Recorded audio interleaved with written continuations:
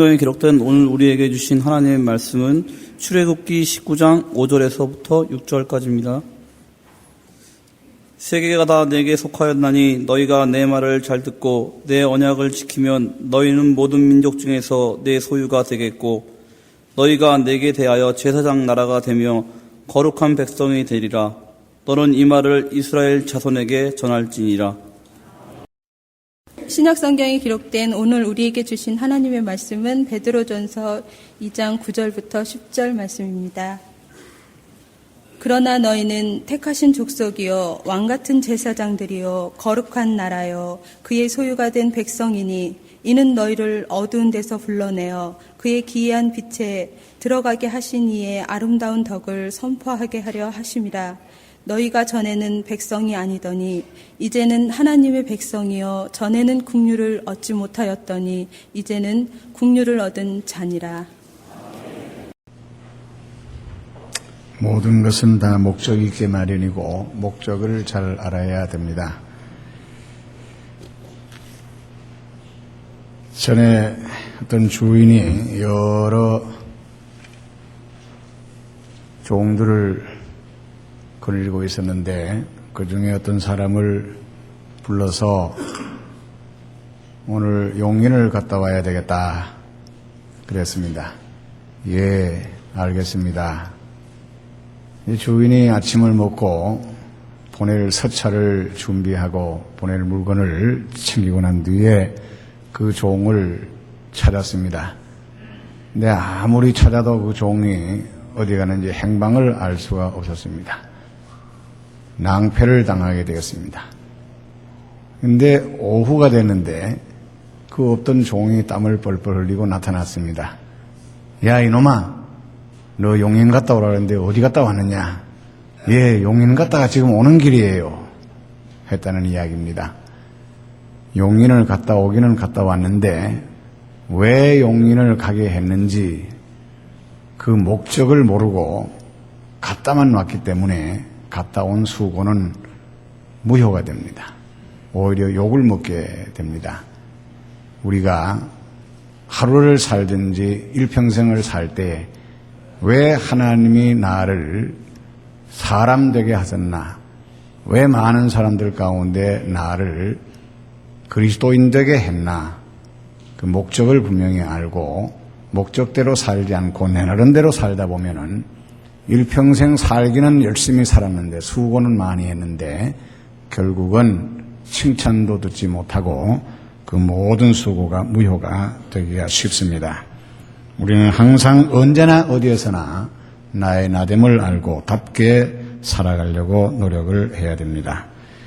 이스라엘이라고 하는 단어는 씨름하다 혹은 겨루다, 끝까지 해보다, 길을 쓰고 매달리다 라는 뜻의 히브리어 사라에서 나온 말인데 이스라엘이라는 단어가 처음 등장한 것은 야곱이 야복강에서 위기를 당하여 모든 것을 포기하고 하나님께 살려달라고 환도뼈를 부러뜨려도 놓지 않고 매달린 데서부터 얻은 야곱의 새 이름입니다. 이스라엘 한 것은 하나님과 끝까지 겨루었던 자라는 그런 뜻입니다. 이스라엘 백성 하면은 우선 혈통적으로 이 야곱의 후손을 지칭하는 것은 사실입니다. 그러나 성경은 이런 육적인 의미보다도 영적인 의미로 야곱의 자손이라고 해서 다 이스라엘은 아니었다는 것을 우리에게 가르쳐주고 있습니다. 이스라엘 자손이 애굽으로 가서 때로는 귀족으로 때로는 천민 히브리인으로 400여 년 동안 살면서 애굽 왕의 시부린 멸종 정책에도 불구하고 하나님께서 아브라함과 이삭과 야곱에게 약속하신 그 약속을 다 지켜서 수백만에 이르는 민족으로 창성케 하셨는데 하나님은 그들을 가리켜서 내 백성이라고 했습니다. 이스라엘 자손들을 내 백성이라고 하신 것입니다. 그러면 모든 이스라엘 자손들이 다 자동적으로 하나님의 백성이냐? 그렇지 않다는 것을 성경이 우리에게 가르쳐 주는데 이스라엘 자손 중에도 하나님의 말씀에 무조건 순종해서 어린 양의 피로 구속함을 받은 사람만 살아서 애굽에 나올 수 있었습니다. 혈통적인 야곱의 후손 이스라엘이라도 하나님의 말씀을 거역하고 양을 잡아 피를 문설주에 바르거나 양고기를 먹지 않았더라면 살아남지를 못했을 것이고 애굽에서 살아나오지를 못했을 것입니다. 하나님의 말씀에 순종하여 어린 양의 피로 구속함을 받은 사람만 살아서 애굽에서 나왔는데 이들이 바로 하나님의 백성입니다. 하나님께서는 모세를 애굽 왕에게 보내어서 너는 가서 내 백성 내놓으라는 이 말을 전하라고 하셨습니다. 그 말씀을 대변자로 간 모세가 애굽 왕 앞에서 다음과 같이 대언을 합니다. 히브리의 사람 하나님 여호와께서 나를 왕에게 보내어 이르시되 내 백성을 보내라. 그들이 광야에서 나를 섬길 것이니라 라고 하셨습니다. 그러니 하나님의 백성을 내보내 주십시오 라고 했습니다. 따라서 이스라엘은 혈통적인 야곱의 자손 가운데서도 어린 양의 피로 구속함을 받아 하나님을 섬기게 하기 위해서 불러내신 바 된 자들을 의미하는 것입니다. 그러면 어린 양의 피로 구속함을 받아서 애굽에서 나온 모든 사람들이 다 저절로 이스라엘이 되었는가? 역시 그것도 아니었다는 것을 성경을 통해서 알 수 있습니다. 그들도 역시 애굽에서 나와서 하나님과 서약을 맺고 계약을 맺고 그 계약 맺은 사람들을 가리켜서 하나님의 백성 이스라엘이라고 했던 것입니다. 그것이 오늘 읽은 구약 출애굽기 19장에 있는 말씀입니다. 세계가 다 내게 속하였나니 너희가 내 말을 잘 듣고 내 언약을 지키면 너희는 모든 민족 중에서 내 소유가 되겠고 너희에게 대하여 제사장 나라가 되며 거룩한 백성이 되리라. 내하고 약속을 하면은 내 약속대로 하면은 그렇게 되리라는 것입니다. 이 말씀의 뜻은 온 세계 모든 사람이 다 하나님께 속했지만 특히 여호와와 맺은 언약을 잘 지키면 여호와의 소유, 제사장 나라, 거룩한 백성, 성민이 되게 하신다는 뜻입니다.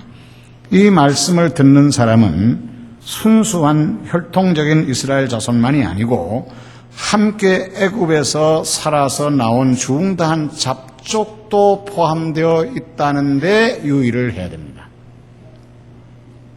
출애굽기에 보면은 애굽에서 나올 때 순수한 이스라엘 자손만 나온 것이 아니고 중다한 잡족들도 섞여 나왔는데 그들도 이 계약을 맺을 때 함께 동참을 했다는 사실이에요.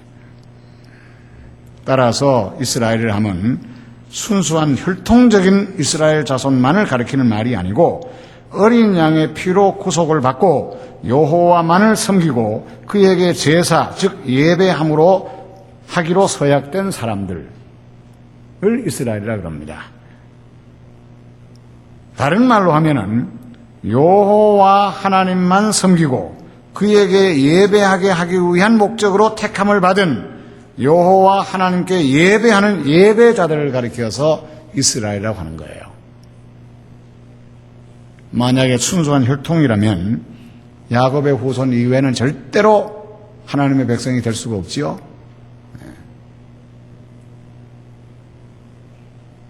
그런 하나님이 아니지요. 오늘 우리는 이스라엘 될 수가 없습니다. 그러나 그게 아니고 어린 양의 피로 하나님의 약속의 말씀으로 인하여 구속함을 받고 오직 여호와 하나님만 섬기고 그에게만 예배하기로 서약된 자들을 가리켜서 이스라엘이라고 하는 것입니다. 따라서 언제라도 그 약속을 저버리면 하나님의 말씀을 순종하지 아니하고 여호와 아닌 다른 신을 섬기거나 여호와를 섬기고 여호와께 예배를 드려도 여호와의 말씀대로 예배하지 아니하고 자기 편리, 자기 형편, 자기 생각, 자기 나름, 자기 방법대로 예배하는 사람은 혈통적으로 순수한 이스라엘 자손이라도 이스라엘 공동체에서 제외되었다는 거예요. 버림받았다는 것입니다. 광야에서 죽은 60만, 바로 그런 사람들입니다. 가나안에 들어가서 한 나라를 이루었던 12지파 가운데 유다지파 이외에 다른 지파로 주전 722년에 멸망한 북왕국 이스라엘 사람들이 바로 이런 사람입니다. 그리고 유다지파 가운데서도 우상을 숭배하거나 예루살렘 성전이 아닌 다른 산당에서 하나님께서 정하신 그런 방법대로 제사하지 아니하고 자기 나름대로 제사한 사람들이 바로 이런 사람들로 하나님께 버림을 받았습니다. 아무리 하나님만 섬기고 하나님께 예배하겠노라고 약속한 자들이라도 하나님이 정하신 방법대로 예배하지 아니하고 자기 멋대로, 자기 생각대로, 자기 편의대로, 자기 나름대로 예배하는 자의 예배는 무효, 인정을 받지 못했다는 사실이에요. 언제나 어디에서나 택함을 받은 사람은 자기 멋대로 살면 안 됩니다. 택한 자의 뜻대로 살아야 돼요. 택한 자의 목적대로 일을 하고 목적대로 살아야 인정을 받지, 그렇지 않으면 인정을 받지 못합니다. 교회에서만 그런 게 아닙니다. 어디에서도 마찬가지예요. 용인은 갔다 와도 왜 용인을 가라고 했는지 그 목적대로 하지 않으면 갔다 온 것이 무효가 된다 이 말이에요. 우리는 이 사실을 알아야 돼요. 이와 같이 이스라엘은 여호와께 예배하는 자로 부르심을 받은 예배자, 제사장 민족, 거룩한 백성, 예배 공동체를 의미합니다. 따라서 그런 의미에서 우리도 영적으로는, 육적으로는 물론 아니지만 영적으로는 이스라엘입니다. 세계 모든 인류 가운데 이스라엘로 부르신 목적은 여호와께 예배하는 예배자라는 사실. 우리는 이 사실을 한시도 잊어서는 안 됩니다. 그렇기 때문에 성경에 이스라엘에게 하나님이 명하신 모든 삶을 보면은 예배 중심이었어요. 예배를 위해서 살았고, 예배를 위해서 일했고, 예배를 위해서 모든 것을 바쳤습니다. 사사로운 삶은 찾아볼 수가 없습니다. 매일 드리는 상번제, 우리가 새벽기도 하는 것처럼 매일 제사를 드렸어요. 안식일마다 안식 제사를 드렸습니다. 매월 초하루에 월삭 제사를 드렸습니다. 그뿐만 아닙니다. 유월절, 무교절, 장막절, 칠칠절, 이런 절기는 하루 이틀 드리는 게 아니에요. 어떤 절기는 한 주일 내내 드렸어요.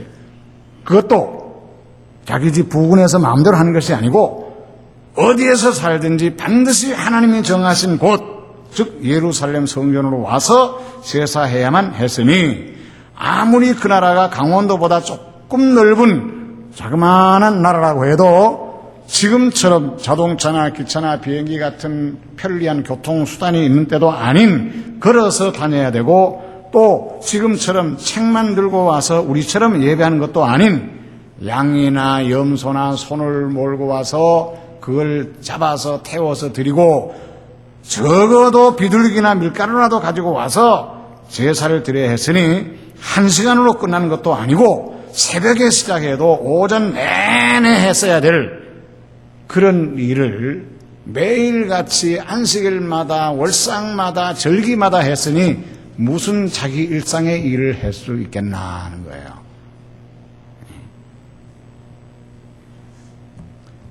그래도 저들은 바쁩니다, 피곤합니다, 힘듭니다. 그러면 우리는 어떻게 삽니까? 뭘 먹고 삽니까? 군소리하고 불평하는 사람 한 사람도 없었습니다. 그렇다고 굶어 죽은 사람도 한 사람도 없습니다. 어떻게 그럴 수가 있나? 어떻게 그렇게 불평이 없었나?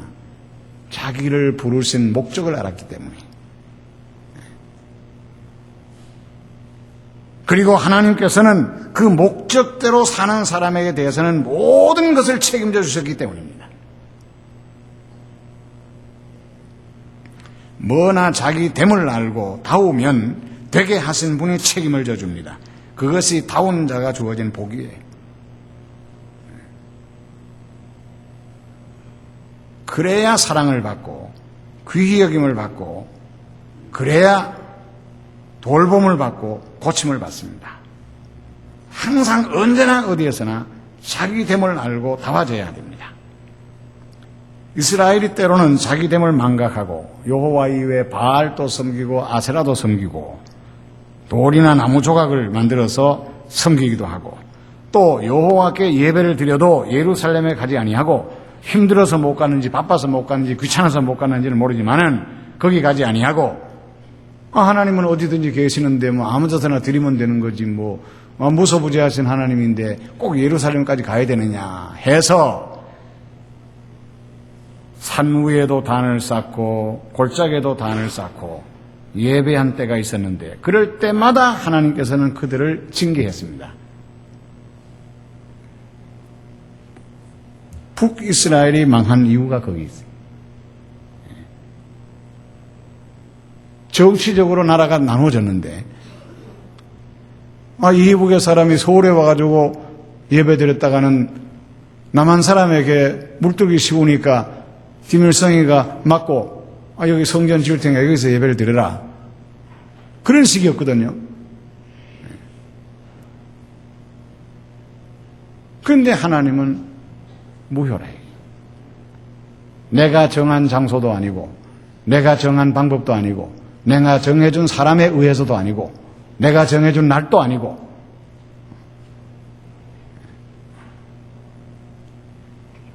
남쪽 유다 사람들도 마찬가지였습니다. 하나님이 정하신 대로 하지 않으면 인정을 받지 못했습니다.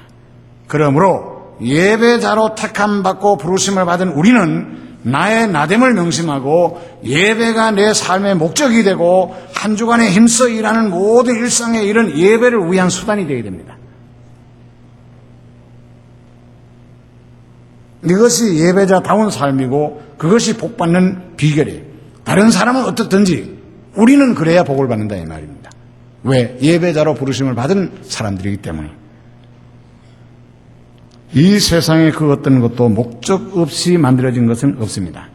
하물며 만물의 영장으로 만들어진 우리 인간, 그 가운데서도 부르심을 받고 너는 내 백성이라, 거룩한 백성이라 라고 예수 그리스도의 피로 구속을 하시고 하나님의 백성으로 부르심을 받은 우리는 더욱 우리의 목적을 분명히 알아야 합니다. 절대로 목적 없이 그렇게 하지는 않았을 것입니다. 우리를 지으시고 부르신 목적은 하나님께 예배하는 자로 부르셨다는 사실을 알고 우리의 모든 삶이 예배 중심, 예배 목적, 예배를 위한 삶이 되어야 하나님의 인정받고 사랑받고 귀히 여김을 받고 돌보심을 받고 그리고 하나님께서 모든 것을 책임져 주신다는 사실을 우리는 알아야 합니다. 따라서 뭔가 잘 되지 않거나 어려움을 당하거나 하는 일이 잘 되지 않거나 하나님과 멀어진다는 느낌이 있거나 복을 받지 못한다는 느낌이 들면 누구를 탓하거나 시대를 원망하지 말고 내가 하나님의 부르신 목적대로 살았는가를 반성해야 됩니다. 누구 때문에 망했든지 누구 때문에 잘못됐든지 무엇 때문에 잘못됐든지 그 배후에는 하나님이 계셨다는 걸 알아야 돼요. 그러므로 우리는 앞에 있는 그것과 그 사람을 보지 말고 그 배후에 계시는 하나님을 볼 줄 알고 어려운 일을 당하거나 어려운 일이 있으면 내가 하나님의 부르심에 합당하게 살았나를 반성하고 하나님의 부르심에 합당하게 사는 길만이 회복되는 길이요 복받는 길입니다. 우리는 나의 나됨을 알고 나 되게 하신 목적대로 살려고 노력을 하시기를 바랍니다. 그것이 우리의 책임이요 우리의 사명이고 그 외의 모든 것은 하나님이 책임져 주신다라는 자. 그래서 믿음으로 사는 자 하늘 위로 받고 무슨 일을 만나든지 만사형통하고 어려운 일을 당할 때도 조카 눈에 주시고 반석에도 생수가 나게 하십니다. 반석에서 생수 나게 하고 하늘에서 만나게 하는 것은 이 세상에 그 어떤 사람에게도 그런 기적을 일으키는 일이 없어요. 이번에 혹시 성지순례 가신 분들 한번 사막 한번 가보세요. 여기에서 40년 어떻게 살았는가? 뭘 먹고 뭘 마시고 살았는가? 다른 민족에게는 그렇게 해준 일이 없습니다. 하나님이 당신의 목적으로 부르심을 받은 사람에게만 그렇게 한 거예요. 목적대로 살면 하나님께서는 모든 일에 책임져 주신다는 사실을 믿으시기를 바랍니다. 사랑하시는 우리 아버지 하나님, 우리도 때로는 사람이 필요해서 사람을 불러서 선택하여 쓸 때가 있습니다. 그런데 그 사람이 부르신 목적대로 하지 아니하면 인정사정 없이 해고해 버립니다. 그러면 우리는 과연 하나님의 부르심대로 살아가고 있는가? 우리 자신을 다시 한번 깊이 반성하게 하옵소서. 무슨 일이 안 되거나 잘못되거나 어려운 일이 생기면 누구를 원망하고 누구를 불평하고 시대를 원망하지 말고 그 배후에 계셔서 그렇게 하시는 하나님을 보고 두려운 마음으로 하나님 앞에 회개하는 저희들이 되고 하나님의 부르신 목적대로 살아드리는 저희들이 되게 하옵소서. 그래서 하나님의 사랑받고 인정받고 하나님의 도움받고 귀히 여김을 받는 돌보심을 받는 저희들이 되기를 바랍니다. 오늘 또 사도들의 신앙으로 우리의 신앙을 고백합니다. 전능하사 전능을